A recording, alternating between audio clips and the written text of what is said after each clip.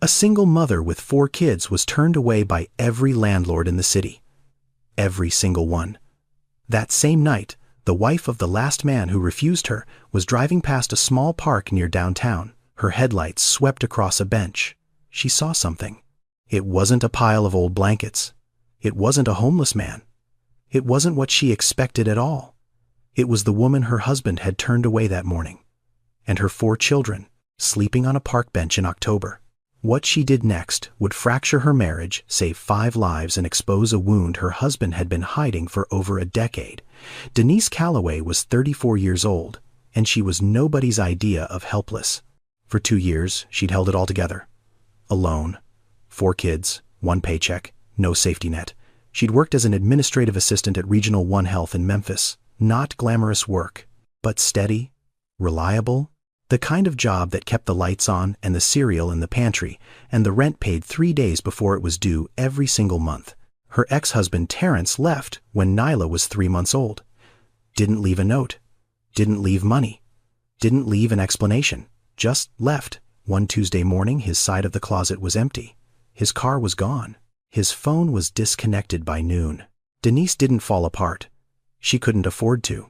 She had a 2-year-old named Miles who needed speech therapy twice a week. A 4-year-old named Zara who'd just started pre-K and needed someone to braid her hair every morning at 6:15 because she refused to go to school without her braids. An 8-year-old named Jalen who'd started doing his own laundry without being asked because he'd seen his mother cry once at 11 p.m. over a pile of unwashed clothes and decided he would never let that happen again. And then there was Nyla, 2 years old.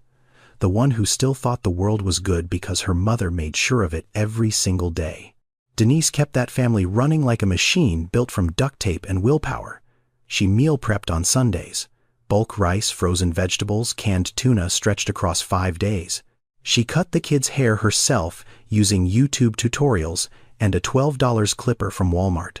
She walked 40 minutes to work when the bus fare went up, because $2.75 each way times 5 days was $27.50 a month, and $27.50 was Nyla's diapers for 2 weeks. The apartment wasn't much. 2 bedrooms on the 4th floor of a building where the elevator hadn't worked since 2019. The hallway smelled like bleach and cooking oil. The bathroom faucet dripped in a rhythm Denise had memorized so well she couldn't sleep in silence anymore. But it was theirs. And for 2 years that was enough. Then the building sold. New ownership. New management. New plans for renovation and market rate pricing. The notice came on a Thursday. 30 days. All tenants. No exceptions. Denise read that letter standing in the kitchen while Jalen did homework at the table and Zara colored beside him and Miles ate crackers on the floor and Nyla slept in the portable crib wedged between the refrigerator and the wall. She read it twice, folded it, placed it in the drawer next to the utility bills, and started dinner. She didn't panic. Not then. Panic was a luxury for people who had someone else to catch them. For 4 weeks she searched every listing, every website, every bulletin board at the laundromat and the church and the community center. She called numbers from index cards taped to gas station windows. She filled out applications during her lunch break, writing the same information over and over. Name, age, employment, income, number of dependents. 4. That number followed her like a shadow with teeth. The day the lease expired, Denise loaded everything they owned into a rented storage unit the size of a parking space. 2 trash bags of clothes, a box of dishes, Jalen's school books, Zara's stuffed bear named Queenie, threadbare at the seams, 1 eye missing, held together by love, and a safety pin. Miles's favorite blanket. Nyla's diapers and formula. Everything that remained of a life that used to have walls and a door that locked from the inside. Denise stood in the parking lot of that storage facility, holding Nyla on one hip, her phone in the other hand, scrolling through rental listings with the focus of a surgeon. The other 3 children stood behind her in a line. Jalen carried the backpack. He always carried the backpack. It held diapers, wipes, 2 juice boxes, a change of clothes for Nyla, and a granola bar he'd been saving for 2 days but wouldn't eat because he knew his mother hadn't eaten since yesterday morning. His shoulders were thin. His back was straight. He was 8 years old, and he carried that bag like a soldier carries a wounded friend. Without complaint, without hesitation, because someone had to. Zara held Queenie against her chest with both arms. Miles held Zara's hand, and Nyla slept on Denise's shoulder cracker, crumbs still on her lips, her small fist gripping the collar of her mother's shirt like an anchor. They looked, all five of them, like a family portrait painted by someone who understood both beauty and breaking. Denise wore sneakers so worn the soles had thinned to fabric. She could feel every pebble, every crack, every piece of gravel through what was left of them. Her hair was pulled back with a rubber band she'd taken from a bundle of produce at the grocery store because the last real hair tie had snapped 2 weeks ago. Her eyes carried circles beneath them. Not one layer, 3. The kind that don't come from one bad night but from months of sleeping, with one ear open and one hand on the nearest child. She didn't look broken. That was the thing. She looked like a woman carrying something impossibly heavy and refusing to set it down. She carried the pride of someone who had nothing left to lose except the one thing she would never surrender: her children. The first landlord was polite about it, professional even. He sat behind a desk in a small office that smelled like carpet cleaner and old coffee. He looked at Denise's application for exactly 45 seconds. She knew, because she counted. His eyes stopped on one line. Dependence. 4. He looked up, smiled. The kind of smile that has nothing behind it. Sorry, he said. We have a strict noise policy in this building. It's really more suited for single professionals and couples. You understand. Denise understood. She'd been understanding her whole life. Thank you for your time, she said. Picked up Nyla, took Miles's hand. She'd found the listing online. 2 bedrooms, affordable, close to a school with a good rating. She called ahead. The woman who answered sounded warm, friendly, said, "Come by any time, we'd love to meet you." Denise dressed the children in their cleanest clothes, braided Zara's hair with extra care, made Jalen tuck in his shirt. She wanted them to look like what they were, a family, not a problem. When she walked up to the building, the "For Rent" sign was in the window. Big, red letters, impossible to miss. The landlord opened the door, looked at Denise, looked past Denise, counted. Her smile faded like a light dimming behind curtains. "Oh, I'm sorry," she said. "We actually just rented that unit out this morning. Just this morning. I forgot to take the sign down. You know how it is." She closed the door before Denise could respond. They walked back to the bus stop in silence. Jalen stared at the building as they passed it. The sign was still in the window, red letters, bright as a wound. "Mama," he said quietly. "Why is the sign still there?" Denise didn't answer. She squeezed his hand tighter and kept walking because if she opened her mouth, what came out wouldn't be words. It would be something raw and ancient and too heavy for an 8-year-old to carry. The third landlord didn't bother pretending. She was a woman in her 60s with reading glasses perched on her nose and a clipboard pressed against her chest like armor. She looked at Denise's paperwork for less than 10 seconds. "Honey," she said, and the word dripped with something that wanted to pass as kindness but tasted like rust. 4 kids in a 2-bedroom, that's a lawsuit waiting to happen. I'm doing you a favor by saying no." Denise stared at her, nodded once, turned around. She didn't argue. She didn't explain. She didn't beg. Because begging requires believing that the person in front of you sees you as human. And Denise had stopped believing that 3 apartments ago. The 4th time was the worst. Not because it was the cruelest, because it was the closest she'd come to hope. Gerald Whitmore, 52 years old, owned a small cluster of rental properties on the east side of the city. Nothing fancy, working-class housing. The kind of units where the appliances were 10 years old and the carpet had been replaced once in the last decade. Gerald had spoken to Denise on the phone for 1 minutes. She'd told him everything, her income, her work history, her situation. She'd been transparent because she was tired of surprises. He'd said, "Come by tomorrow. I've got a 3-bedroom that just opened up. Sounds like it could work." Those words. Sounds like it could work. Denise had replayed them in her head all night. She hadn't slept much, but when she did, she dreamed of a door with a lock and walls that stayed still. The next morning, she dressed the children carefully. Made Jalen wear his good shoes, the ones she'd bought from Goodwill 2 months ago that were already getting tight. Brushed Miles's hair until it laid flat. Changed Nyla into the cleanest onesie she had left. They arrived at 10 a.m. Gerald opened the front door. He was a large man, broad shoulders, work boots. Hands that had clearly built things and fixed things and carried things for decades. His face was open, not unfriendly. Then he looked past Denise. His eyes moved from Jalen to Zara to Miles to Nyla. 1, 2, 3, 4. Something shifted behind his face. Not cruelty, something quieter, something that looked almost like fear. "I didn't realize it was this many," he said. His voice was different now, tighter, smaller. "Mr. Whitmore," Denise said. "They're well-behaved, they're quiet. Jalen helps with everything. I keep a clean home. I've never missed a rent payment in my life." Gerald rubbed the back of his neck, looked at the ground, looked at the porch railing, looked everywhere except at the 4 children standing in a perfect line behind their mother, waiting for another door to close. "I'm sorry," he said. "I just can't take the risk. 4 kids, that's a lot of wear and tear, a lot of liability. You understand." There it was again. You understand. As if understanding made it hurt less. Denise looked at him the way a person looks at the last exit on a highway before the road runs out. "Thank you for your time, sir," she said. She turned, took Jalen's hand, took Miles's hand.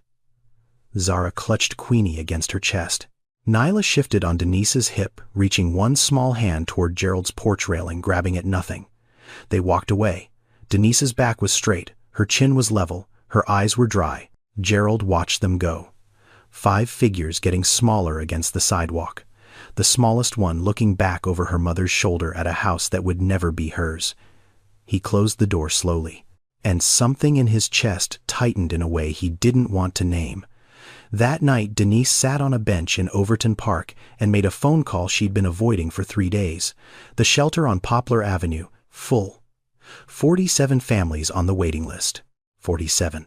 She called her sister in Little Rock. No answer. Called again. Voicemail. Called a 3rd time. Her sister picked up voice, tired, apologetic. "I'm staying with a friend right now, Dee. I don't even have my own room. I'm so sorry. I wish I could." Denise said it's okay. She always said it's okay, even when nothing was. She checked her wallet. $83. A motel room in Memphis cost at least $79 a night for a single. For 5 people with a cot, the cheapest she'd found was $119. One night would leave her with nothing. And nothing was worse than not enough, because not enough still had a direction. The October air settled around them like a cold hand pressing down on bare skin. Temperature dropping, 51 degrees and falling. The park was quiet. Streetlights hummed above the walking path, casting pale circles of yellow light on empty benches. Denise chose the bench closest to the streetlight. Visibility. Safety. The logic of a mother who'd learned to think like a soldier. She took off her jacket first, wrapped it around Nyla, who was already asleep in the stroller, mouth open, small chest, rising and falling in a rhythm that Denise could hear even over the wind. Then, she took the extra sweatshirt from the backpack and draped it over Miles, who curled into a ball on the bench without being told. He'd done this before. Not here, but at bus stations, at hospital waiting rooms. On the floor of the shelter when all the cots were taken, Zara lay down next and pressed Queenie against her face, breathing in the smell of something familiar when everything else was foreign. Denise tucked the last clean blanket around her, a thin fleece with cartoon elephants that was too small now but still served its purpose. Jalen sat on the edge of the bench, upright, watching. "You can lie down, baby," Denise said softly. "I'm not tired," Jalen said. And Denise knew it was a lie.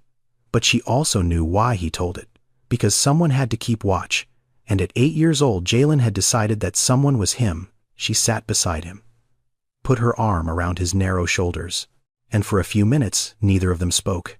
The crickets filled the silence. A car passed on the road beyond the trees, headlights sweeping briefly through the darkness before vanishing. Nyla coughed in her sleep, a wet rattling sound that made Denise's stomach clench. She reached over, adjusted the jacket, pressed the back of her hand against Nyla's forehead. "Warm. Not hot. Not yet," Miles murmured something in his dream. "Mama." The word floated up from his sleep like smoke from a candle, shapeless and already dissolving. Denise didn't cry. She hadn't cried in weeks. Tears required a kind of surrender she couldn't afford, a pause in the machinery of survival that might cause the whole thing to seize and stop. Instead, she planned Tomorrow morning she'd call the shelter again. First thing. 6 a.m. Before the line got long, she'd try 3 more listings she'd circled on her phone. She'd walk to the library and use the computer to search for emergency housing programs. She'd ask the church on Lamar Avenue if they had any leads. Tomorrow, tomorrow, tomorrow. The word repeated in her mind like a heartbeat. Not a hope, a mechanism. The thing that kept her legs moving and her hands steady and her voice calm when every nerve in her body was screaming. She leaned back against the bench. The wood was cold through her thin shirt. Above her, the streetlight buzzed a faint electrical hum that sounded almost like breathing. She counted her children's breaths in the darkness. 1, 2, 3, 4. All still breathing. All still here. That was enough. For tonight, that was enough. Lorraine Whitmore was 49 years old, a retired nurse. Not retired by choice. Retired because her lower back had given out after 22 years of lifting patients and standing through 1-2-hour shifts and bending over hospital beds in ways the human spine was never designed to endure. She and Gerald had been married for 26 years, a solid marriage, quiet, the kind built on routine and reliability rather than passion. Gerald fixed things. Lorraine fed people. They went to church on Sundays. They paid their bills on time. They didn't fight often, and when they did, it was about small things. The thermostat, the yard, whether to repaint the kitchen this year or next. They didn't have children.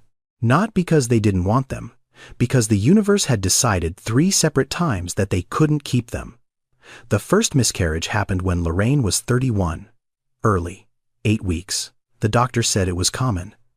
Said try again. Said these things happen. Lorraine nodded. Went home. Tried again. The second one came at 14 weeks. Far enough along that she'd already picked a name. Far enough along that she'd told her mother. Far enough along that the loss left a shape in her body, a hollow that food and sleep and time couldn't fill. The third one nearly killed her. 19 weeks. An emergency room at 2 a.m. Gerald sitting in the parking lot in his truck for 6 hours because he couldn't walk through those doors. Couldn't watch her lose another one. Couldn't stand in that room and pretend to be strong when everything inside him had already shattered. After that, they stopped trying, stopped talking about it, stopped looking at the second bedroom and the third bedroom in their house. Gerald turned one into a storage room for his fishing gear. Tackle boxes and rods and reels lined up against the wall where a crib might have been. Lorraine never went in that room, not once in 15 years. That October evening, Lorraine drove home from Wednesday night prayer service at Greater Mount Zion. The sermon had been about mercy, about seeing the invisible, about the people God places in your path not by accident but by design. She took the shortcut through Overton Park, the same route she always took. Windows up, radio on low, gospel station. The night was cold and clear and ordinary. Her headlights swept across the walking path, across the empty playground, across the row of benches near the old magnolia tree, and then she saw something, a shape on the bench. No, not one shape, several. Small shapes, bundled close together, too small to be adults, too still to be playing. Lorraine slowed the car. Her hands tightened on the steering wheel. She pulled over, cut the engine, sat there for a moment with the headlights still on, casting 2 long beams of white light across the grass. Her heart was beating fast, not from fear, from something deeper. Something she couldn't name yet. She opened the door, stepped out. The cold hit her immediately, slicing through her coat, finding the gap between her collar and her neck. She walked toward the bench, slowly, the way you approach something fragile, something that might break or bolt if you move too fast. 10 feet away, she saw them clearly. 4 children, sleeping on a park bench in October.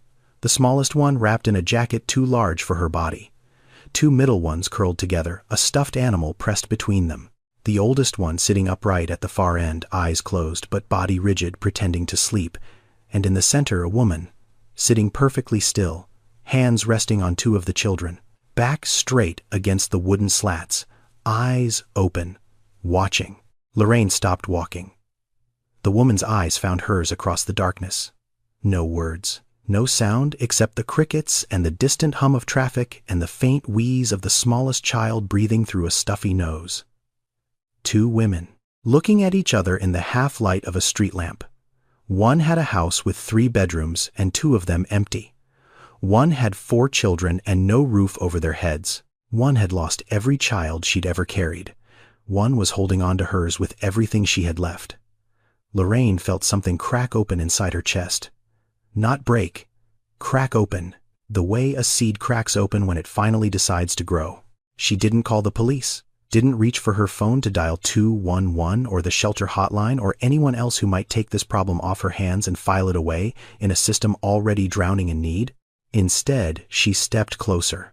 Close enough to see the woman's face clearly. Close enough to see the exhaustion carved into every line.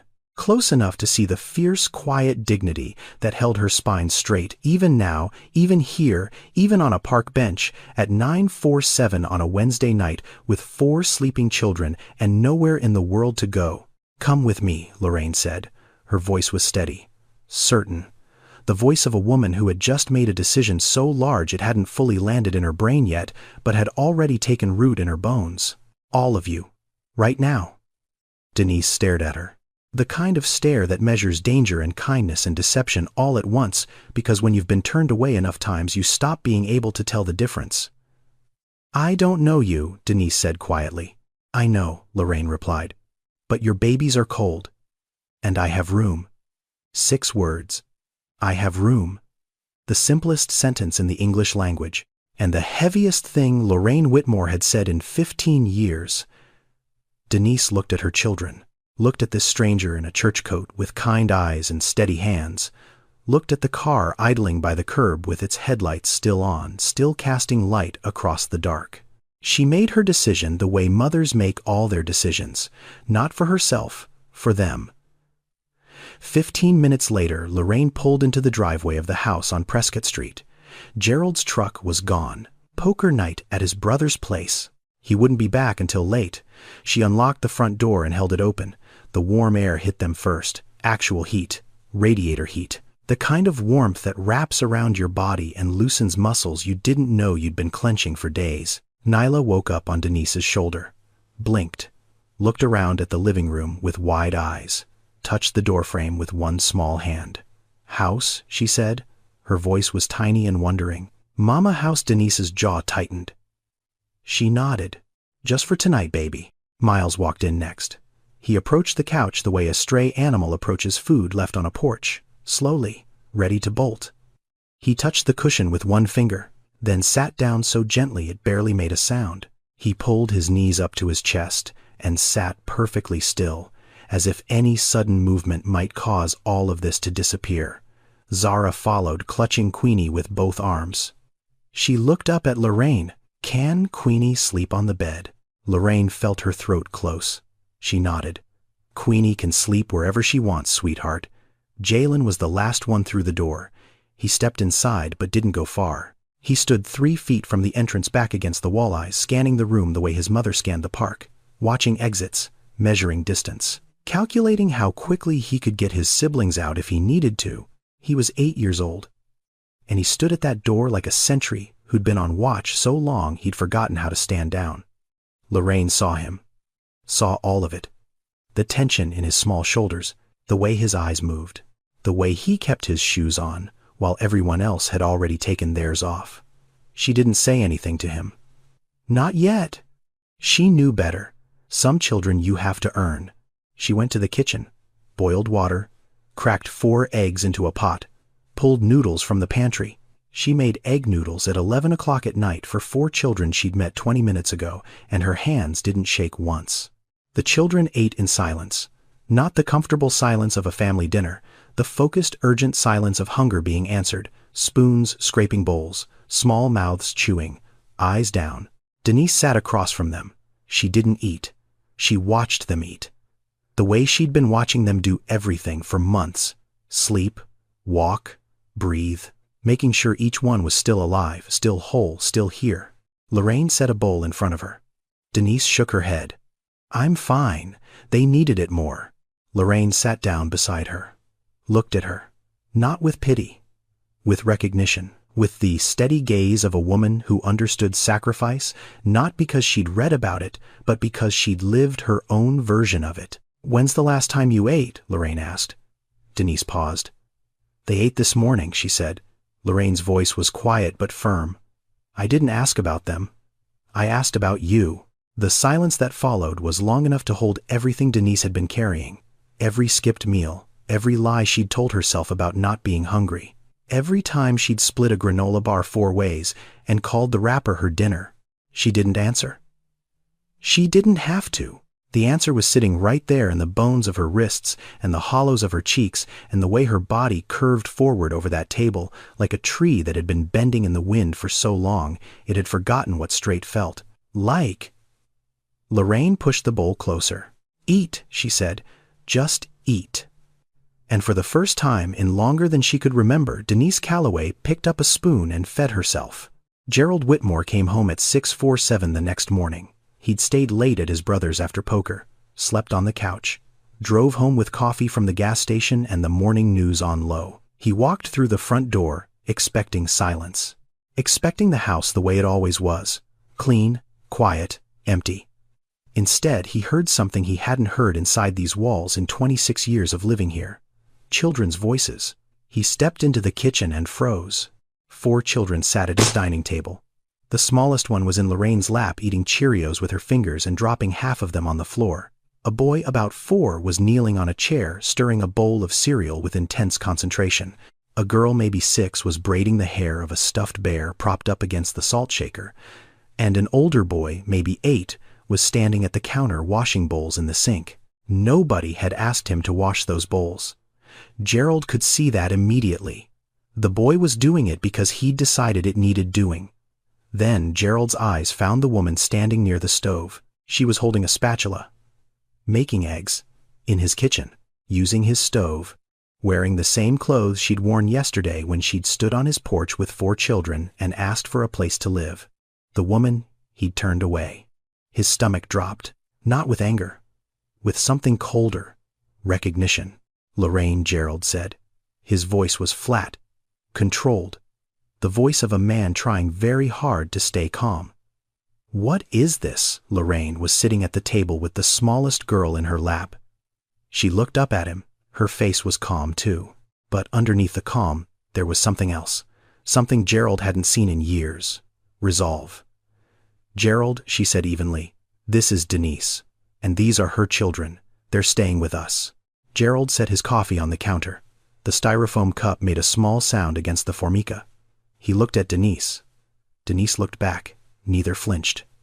"Can I talk to you?" Gerald said to Lorraine. Not a question. He walked to the back bedroom. Lorraine set Nyla down carefully on the chair, making sure she was stable, and followed him.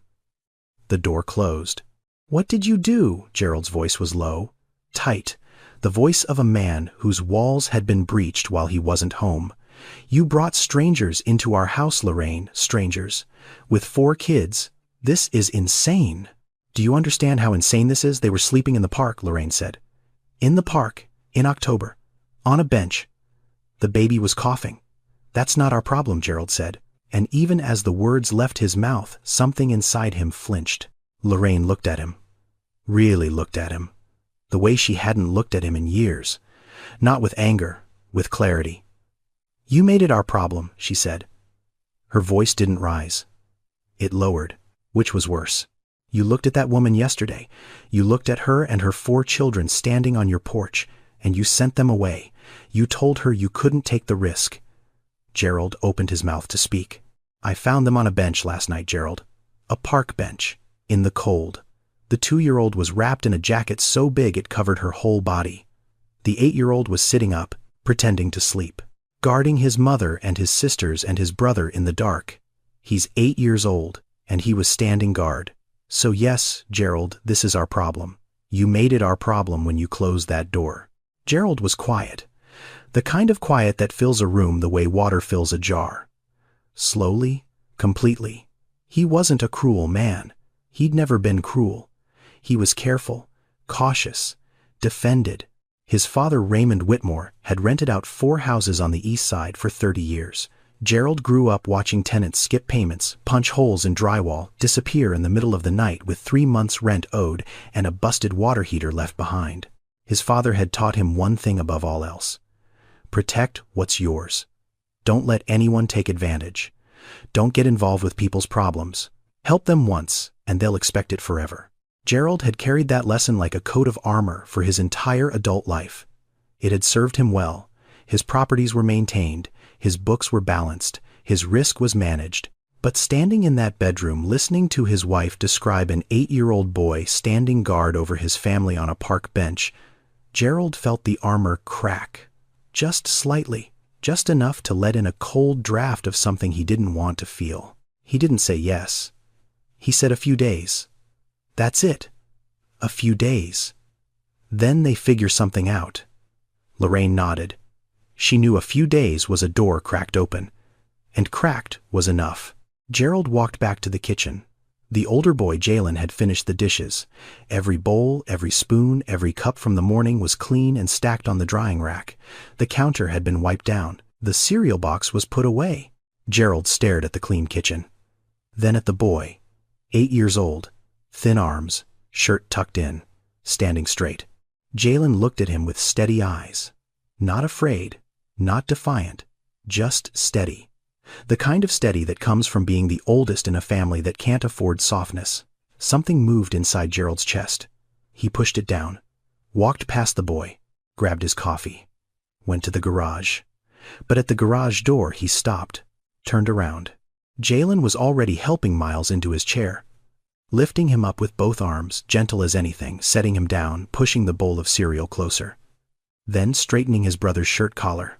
Then picking a Cheerio off the floor before anyone could step on it. Gerald watched, said nothing, closed the garage door behind him. But he didn't leave for work, not for another 20 minutes.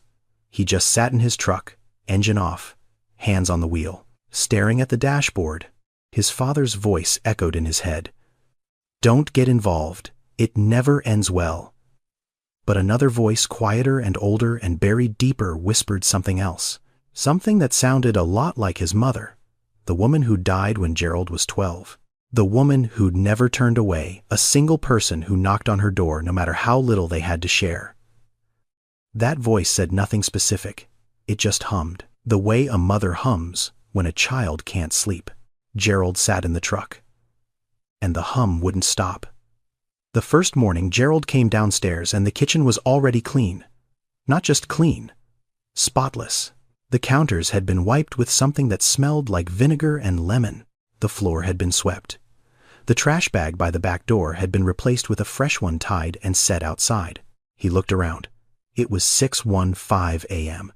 No one else was up yet except Denise, who was folding blankets in the living room, folding them with crisp, deliberate edges.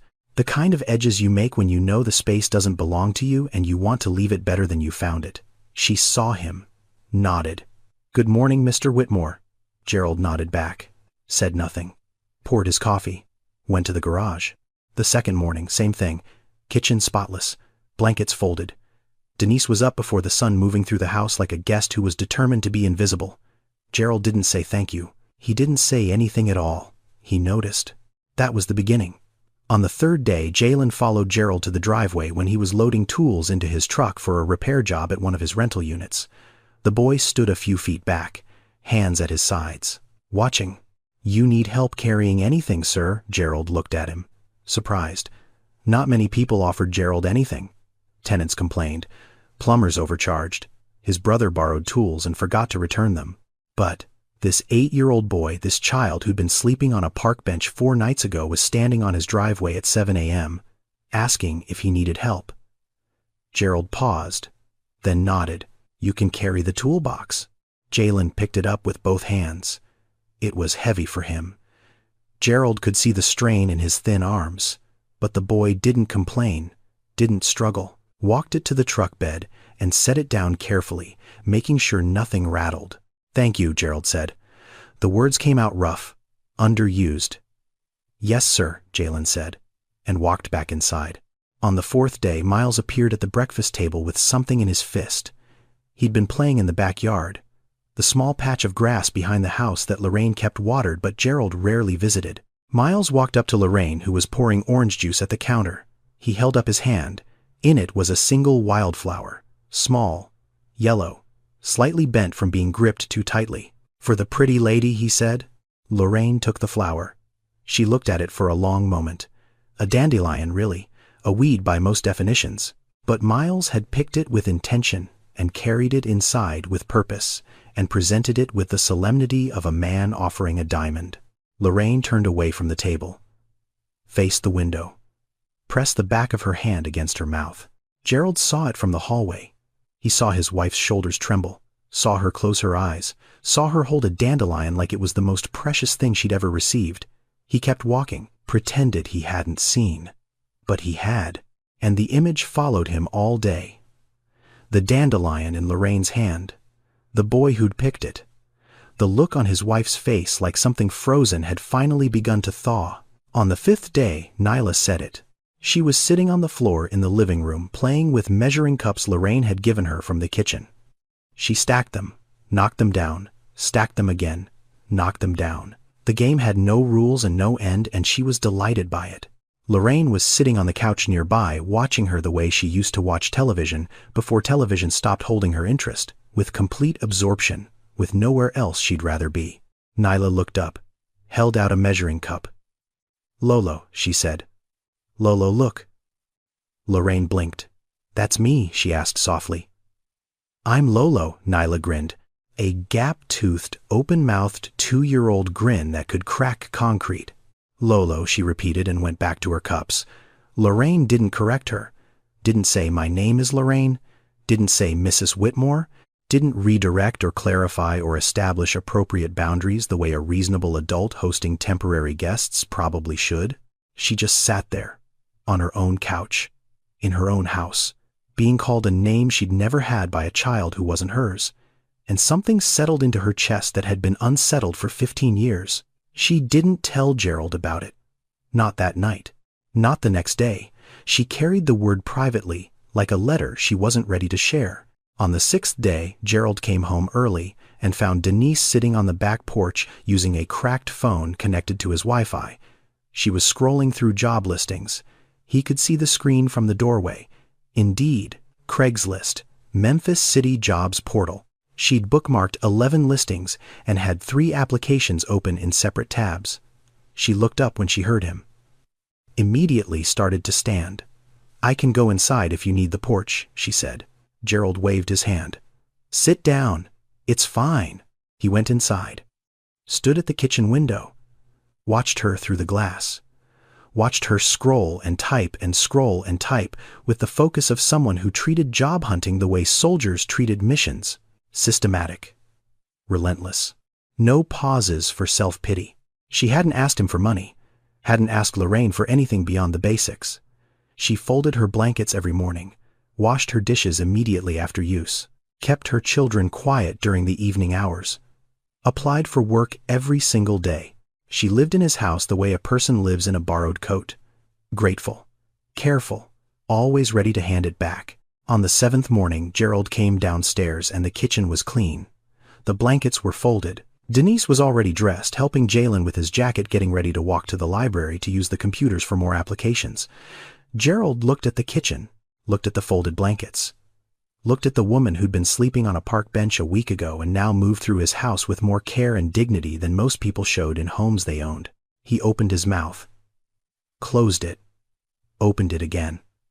"There's no rush," he said. His voice was quiet, almost reluctant, like the words had been pulled from somewhere deep and had come out slightly against his will. "Stay as long as you need to get things figured out." Denise looked at him, searched his face for the catch, for the condition, for the asterisk, found nothing but a man standing in his own kitchen, looking slightly uncomfortable with his own kindness. "Thank you, Mr. Whitmore," she said. Gerald nodded, poured his coffee, went to the garage, but for the first time in a week he didn't sit in his truck. He drove straight to work, and on the way he turned the radio off, drove in silence. Let the quiet fill the cab. His father's voice was still there, faint, familiar. "Protect what's yours. Don't get involved." But it was getting harder to hear. Drowned out by the sound of a 2-year-old saying, "Lolo." by the sight of a dandelion in his wife's trembling hand, by an 8-year-old boy carrying a toolbox across a driveway without being asked. Gerald drove, and for the first time in a very long time he didn't know what he believed anymore. And that not knowing felt less like weakness than it did like the beginning of something he couldn't yet name. It happened on a Tuesday night. Gerald was out late, fixing a busted pipe at one of his rental units across town. Lorraine and Denise sat at the kitchen table after the children had gone to sleep, 2 mugs of tea between them. The house was quiet in the way only a house full of sleeping children can be. Not silent, breathing. Lorraine held her mug with both hands, stared into it for a long time. Then she started talking. "We tried for 12 years, she said. Her voice was low. Not sad exactly, more like tired, the kind of tired that comes from carrying a story you've told yourself 1,000 times, but never said out loud to someone who might actually hear it. The first time I was 31. Early. 8 weeks. The doctor said it happens. Said try again. Said it like he was talking about a recipe that didn't rise, so we tried again." Lorraine paused, took a breath. "The second time was worse. 14 weeks. I'd already picked a name, already told my mother, already bought a onesie from the clearance rack at Target. Yellow, gender neutral, I still have it. It's in a box in the closet behind my winter coats. I haven't opened that box in 15 years, but I know exactly where it is." Denise didn't speak. She didn't need to.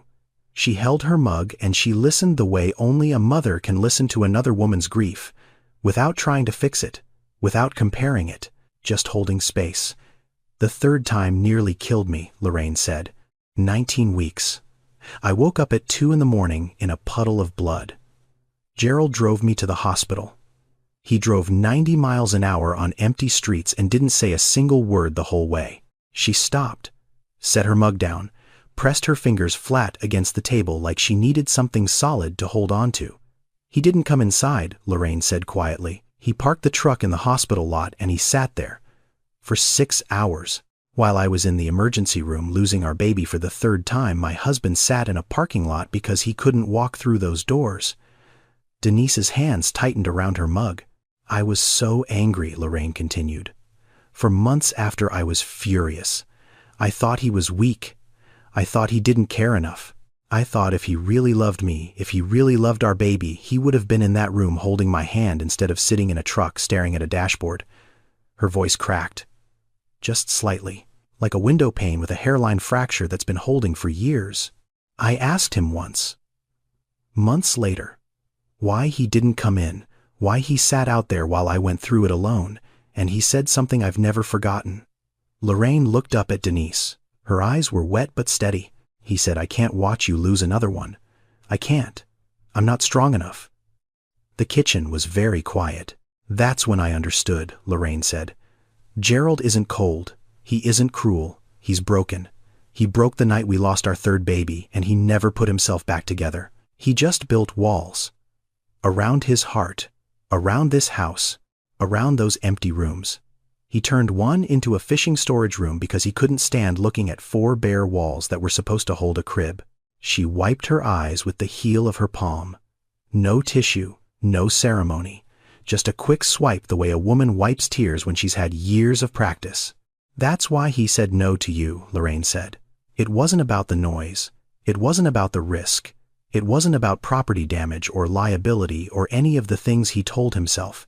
It was about the children. 4 of them. Walking into his life. Needing things. Being small and vulnerable and real. And Gerald cannot handle that. Because every child he sees reminds him of the 3 we never got to hold." Denise sat very still. Her face had changed. The guardedness she'd worn like armor since the day she arrived had softened into something else. Not pity, understanding. The kind that comes when you realize the person who hurt you was already hurting long before you met them. "He's not a bad man," Denise said softly. "No," Lorraine said. "He's a scared one. And scared men build the tallest walls." If this story is touching your heart, subscribe and share it with someone who needs to hear it. Now, let's continue. Gerald came home late that Thursday, past 10. The house was dark, except for the small lamp Lorraine always left on in the hallway, the one with the yellow shade that made everything it touched look warm. He set his keys on the counter, hung his jacket on the hook by the door, walked toward the living room to turn off the lamp, and then he stopped. Lorraine was asleep on the couch. That wasn't unusual. She fell asleep there, sometimes watching television or reading the church bulletin. But she wasn't alone. Nyla was curled in her lap, the 2-year-old's small body pressed against Lorraine's chest, one tiny fist gripping the fabric of Lorraine's nightgown. Her face was tucked into the space between Lorraine's neck and shoulder, the place where a child's head fits perfectly, the place designed by biology for exactly this purpose. Lorraine's arms were wrapped around Nyla, one hand on the child's back, the other resting on her own stomach. Low, below the navel, the position of instinct, the position of a body that remembers what it's like to carry something precious in that space, even when that space has been empty for 15 years. Gerald stood in the doorway. Neither of them knew he was there. Neither of them stirred. The lamp cast gold across their faces. Nyla's lips were parted slightly in sleep. Lorraine's breathing was deep and even. Two people who'd found each other in the dark and settled into a peace that neither of them had known they were missing. Gerald looked at his wife. Really looked, the way he hadn't looked at her in years, and he saw something he'd been too afraid to see. She was holding the child she'd always wanted, and the child was holding her back. He turned away, walked down the hallway to the room where the other children slept, pushed the door open slowly. The hinges creaked. A slice of hallway light fell across the floor. Miles and Zara were tangled together on the air mattress, Queenie wedged between them like a chaperone. Jalen was on the cot by the window. He was sitting up, his eyes were open. Alert, fixed on the door. The moment Gerald appeared, Jalen's body went rigid. His hands gripped the edge of the blanket. His back straightened, his chin lifted. "Are we leaving?" he asked. 4 words, spoken by an 8-year-old boy in the dark. No fear in his voice. No pleading, just a question. Flat, practiced. The question of a child who had asked it so many times in so many places that it had become as routine as brushing his teeth. Are we leaving? Not will you let us stay. Not please don't make us go. Just are we leaving? Present tense. Already assuming the answer, Gerald felt something crack inside his chest. Not break, crack. The way ice cracks on a river in early spring. Not all at once, just enough to let the water underneath start moving again. He walked to the edge of Jalen's cot, sat down. The frame sagged slightly under his weight. The boy watched him the way a deer watches a truck on a country road. Still, ready. No, Gerald said. The word hung in the dark between them. No, he said again. Quieter this time. Slower. You're not leaving. Jalen stared at him. Searching for the lie. Searching for the catch. Searching for the moment when this would turn into another door closing, and another sidewalk stretching out in front of them, and another night on another bench. He didn't find it, because it wasn't there. Jalen lay back down slowly, pulled the blanket up to his chin. His body softened. Not all the way, not completely, but enough. Enough that his shoulders dropped half an inch. Enough that his grip on the blanket loosened from a fist to an open hand. Enough that for the first time in months he closed his eyes without calculating the distance to the nearest exit. Gerald sat there for a while, in the dark, listening to 3 children breathe, watching the rise and fall of small chests under borrowed blankets. Then he stood, walked back to the living room, took the throw blanket from the armchair and draped it over Lorraine and Nyla. Carefully, the way you cover something fragile, something you've decided to protect. He went to the kitchen, sat at the table, the same table where Lorraine had told Denise about the miscarriages 2 nights earlier, the same table where Miles had placed a dandelion for the pretty lady, the same table where 4 children had eaten cereal their first morning while Gerald stood frozen in the doorway.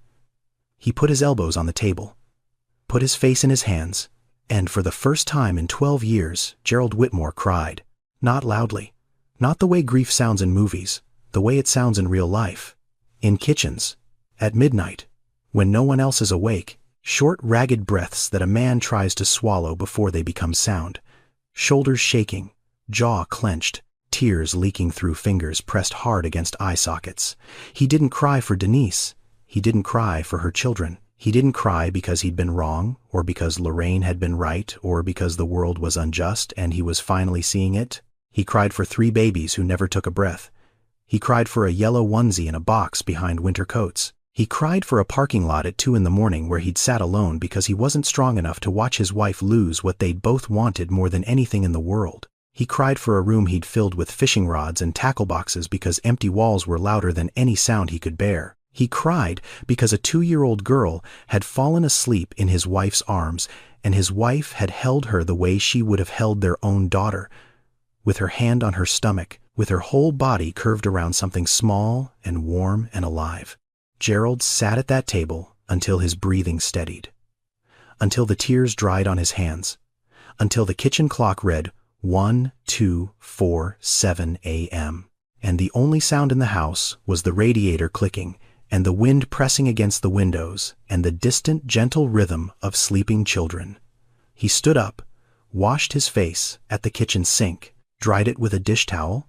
Then he walked to the garage, opened the door to the storage room, the room that used to be a bedroom, the room that was supposed to be a nursery.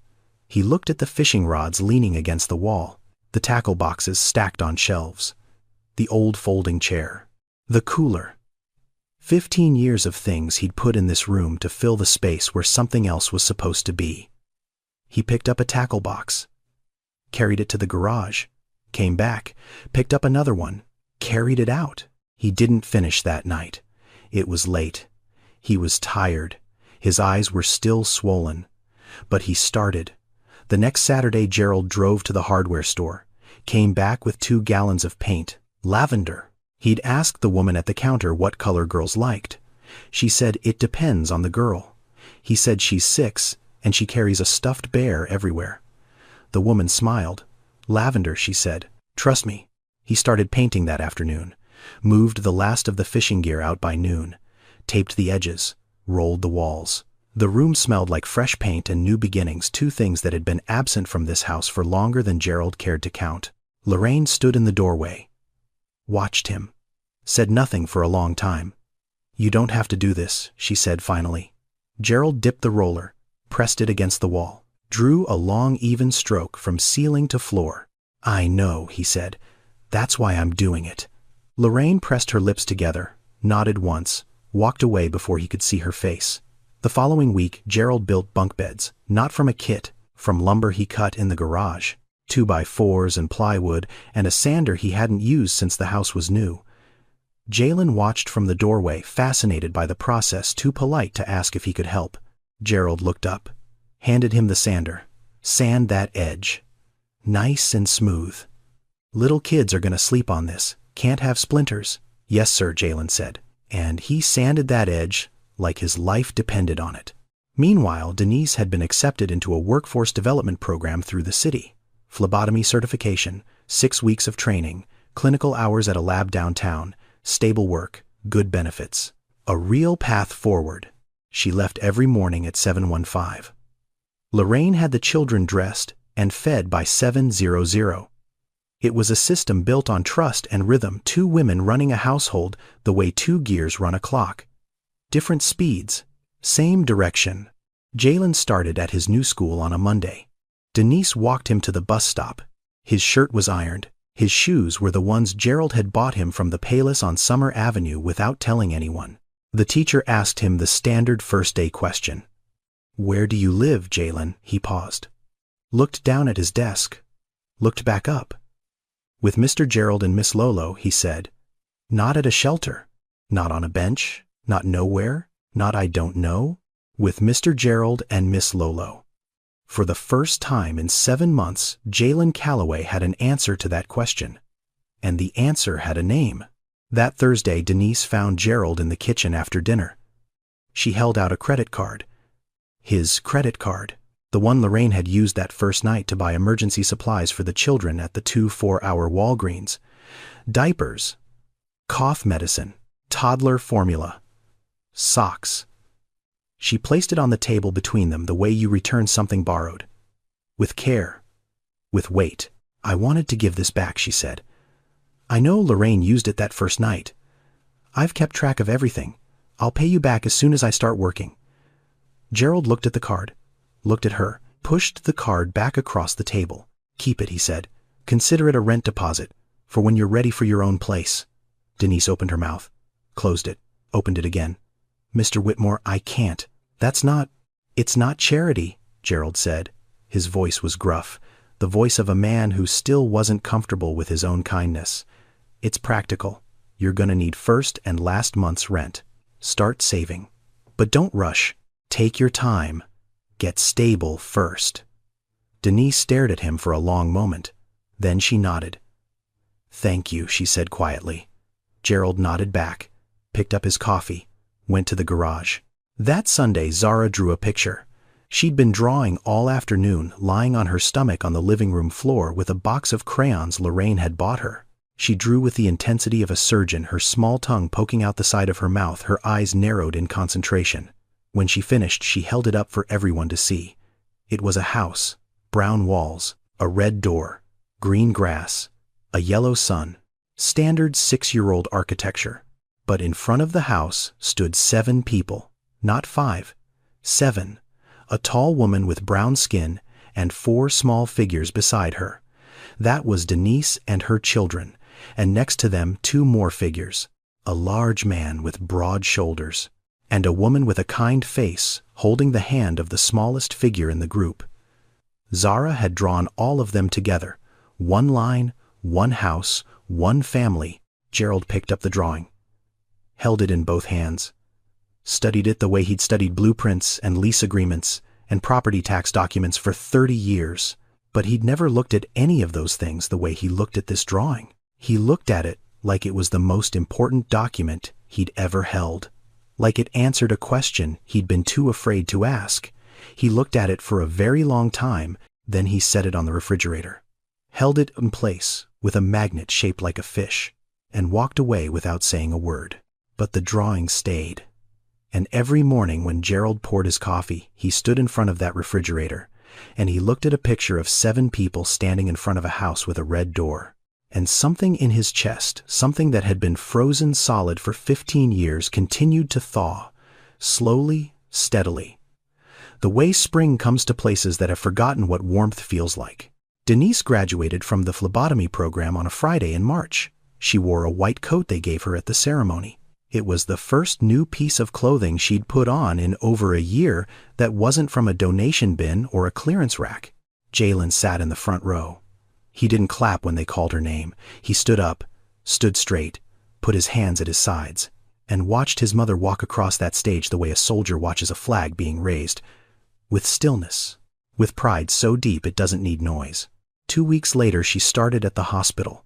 Phlebotomy department, full benefits, regular hours, a schedule that let her drop Jalen and Zara at school in the morning and pick up Miles and Nyla from Lorraine's by 5:30.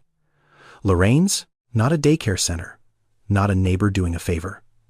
Lorraine Whitmore's kitchen table where Nyla ate her lunch every day, in a high chair Gerald had found at a yard sale and sanded smooth himself. The apartment came next.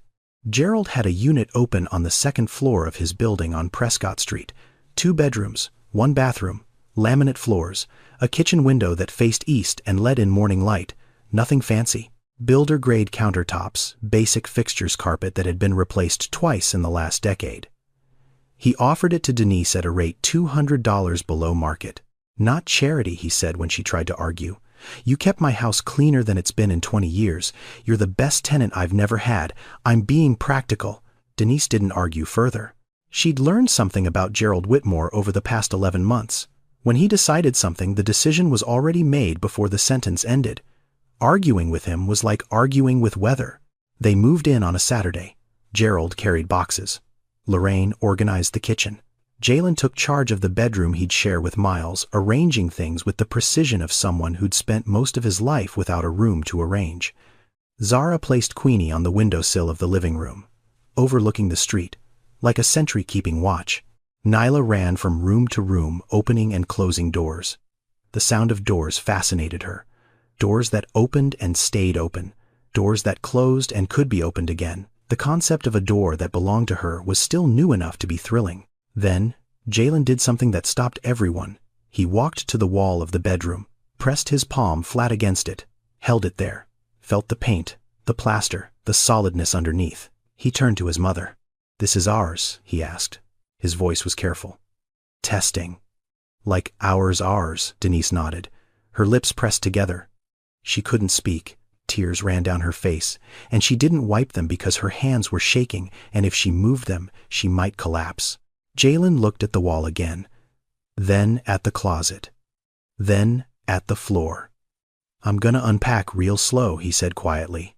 "So it feels longer." A child who'd learned to never get comfortable was teaching himself to stay. Gerald changed his rental policies that spring. Quietly. No announcement, no press release, no public declaration. He just stopped saying no to families with children. He converted 2 of his units into what Lorraine called family-ready apartments. Wider doorways where strollers could pass through. Cabinet locks in the kitchen. Electrical outlet covers. A small fenced area in the back lot where children could play without wandering into the parking area. He lowered the deposit requirements for single parents, offered payment plans instead of lump sums, replaced the formal application process with something Lorraine designed. A conversation. Sit down, tell me your situation. What do you need? What can you afford?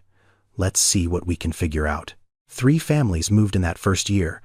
A woman with 2 sons who'd been living with her mother in a 1-bedroom. A couple with a newborn and a 3-year-old who'd been on a wait list for Section 8 housing for 14 months. A grandmother raising her twin grandchildren after her daughter's accident. Gerald knew each of them by name.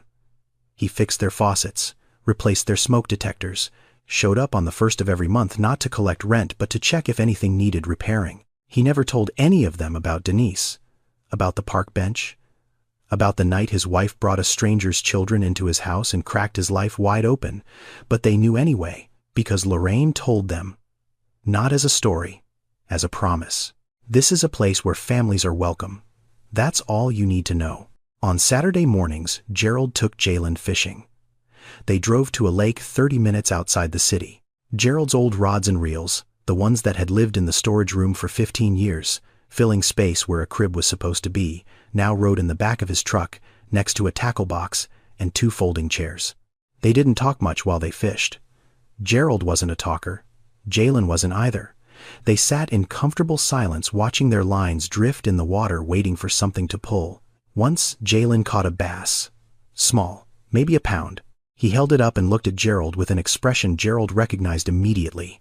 It was the same look Miles had given Lorraine when he handed her the dandelion. Not "look what I did, look who I'm with." Gerald helped him unhook it. They threw it back, watched it disappear into the dark water. "Good catch," Gerald said. "Yes, sir," Jalen said. They kept fishing. Lorraine visited every Sunday. She brought food. Baked chicken, collard greens, cornbread. Enough for the whole family, and then some. Nyla ran to her every time the door opened, arms up, screaming the only name she'd ever given Lorraine. Lolo. Lolo. Lolo. And Lorraine? This woman who had lost 3 children before they drew breath, who had carried that grief like a stone in her chest for 15 years, who had filled her house with silence and her husband with walls. This woman knelt down and gathered a 2-year-old into her arms and held her. The way she'd always wanted to hold someone small and warm and hers. Not hers by blood, not hers by law, hers by choice, hers by love. Hers by the only thing that ever really makes a family, showing up. They refused to rent to her because she had 4 kids. 4 children. That was the reason. The liability, the noise, the wear and tear, the risk. 4 small bodies that took up too much space and cost too much to accommodate and came with too many needs that no landlord wanted to manage. Every single door in the city closed on Denise Calloway because of those 4 children. But those 4 children were also the reason a retired nurse stopped her car in the dark and walked toward a park bench instead of driving past. They were the reason a man who hadn't cried in 12 years sat at his kitchen table at midnight and wept. They were the reason a room full of fishing rods became a bedroom painted lavender. They were the reason a marriage that had gone quiet found its voice again. 4 children didn't destroy anything. They rebuilt everything. Denise didn't need a billionaire. She didn't need a miracle. She didn't need a social media campaign, or a viral moment, or a lottery ticket, or divine intervention. She needed one door to stay open long enough for her to walk through it. And Lorraine needed a reason to open it. Gerald built walls his whole life. Around his properties, around his heart, around those empty rooms that echoed with the absence of children he'd never hold. He built them carefully, meticulously, the way he maintained his buildings. Solid, secure, impenetrable. It took 4 children and a mother with nowhere to go to show him that walls only protect you from the things you need most.